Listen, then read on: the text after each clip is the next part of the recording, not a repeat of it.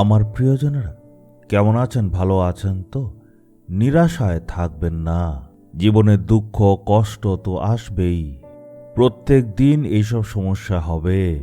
প্রতিদিন সমস্যা আসলেও প্রতিদিন সাহায্য করবেন যিশু। তাই ভয় করবেন না। প্রতিদিন উনি আমাদের বিজয় দেন, আমাদের সঙ্গে থাকেন। তাই দুঃখ কষ্ট আসলে নিরাশ হবেন না। এই সব সংকট দূর হয়ে যাবে। এর কারণ প্রভু যিশু আপনাকে প্রেম করেন। হয়তো হতে পারে যে আপনি আপনার জীবনে কিছু কিছু ক্ষেত্রের মধ্যে অসুরক্ষিত অনুভব করতে পারেন, আপনার কাজে বা আপনার ব্যবসায় বা হয়তো আপনার সমাজে বা আপনি যেখানে থাকেন চারদিক থেকে অসুরক্ষিত অনুভব করছেন। আপনার জন্য প্রভু এটা বলতে চাইছেন। হিতোপদেশ 2:7 দেখব, যারা সৎ পথে চলে তিনি তাদের ঢাল স্বরূপ। ঈশ্বর ঢাল স্বরূপ রক্ষা করেন। ঢাল নিশ্চয়ই জানেন। আগেকার দিনে রাজারা বা সৈনিকরা যখন যুদ্ধ করত, ঘোড়ায় বসে করত, হাতিতে বসে করত, রথ দিয়ে করত, পায়ে হেঁটেও ওরা করত। সেই যে রাজাদের বা সৈনিকের হাতের মধ্যে এক হাতে তরোয়াল আর এক হাতে ঢাল থাকত, শত্রুকে আক্রমণ করার জন্য তরোয়াল, আর সেই শত্রুর হাত থেকে নিজেদেরকে রক্ষা করার জন্য ঢাল। শত্রুর আক্রমণ থেকে বাঁচার জন্যই হচ্ছে ঢাল। এই ঢাল দিয়ে শত্রুর প্রত্যেকটা আক্রমণ থেকে সুরক্ষিত থাকি। ঈশ্বর আমাদের বলছেন, তোমার জন্য আমি ঢাল স্বরূপ হব। এর অর্থ হচ্ছে আমি তোমায় সুরক্ষিত রাখব। যা আক্রমণ আসবে আমার উপর আসবে।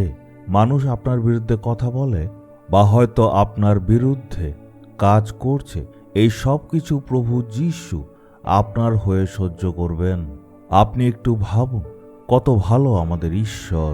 বিপদ আপদ থেকে আপনাকে বাঁচিয়ে রাখেন। যখন আমি প্রথম সেবা কাজ শুরু করেছিলাম, তখন আমার বিরুদ্ধে অনেকেই মিথ্যে অপবাদ লাগাতে শুরু করেছিল।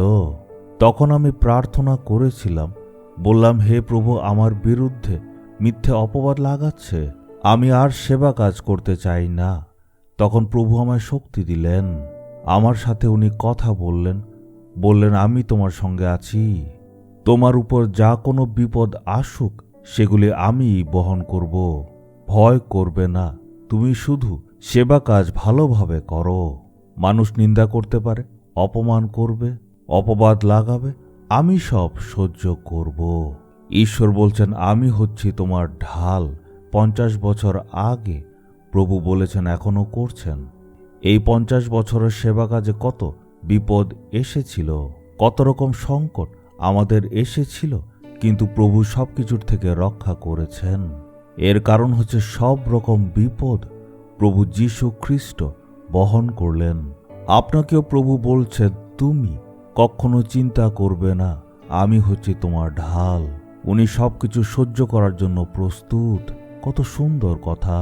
হে পিতা ঈশ্বর, আপনি আমার সব রকম সংকট সহ্য করছেন, ধন্যবাদ দেই। এই সব রকম বিপদ আপদ আপনাকে পার হয়ে আমার কাছে আসবে, এই জন্য কোনো কিছুই আমার ক্ষতি করতে পারবে না। কোনো বিপদে আমার কাছে আসবে না। যিশুর নামে চাইলাম, amen, amen. Jesus redeems Bengali YouTube চ্যানেলটি সাবস্ক্রাইব করুন, বেল আইকনটি ক্লিক করুন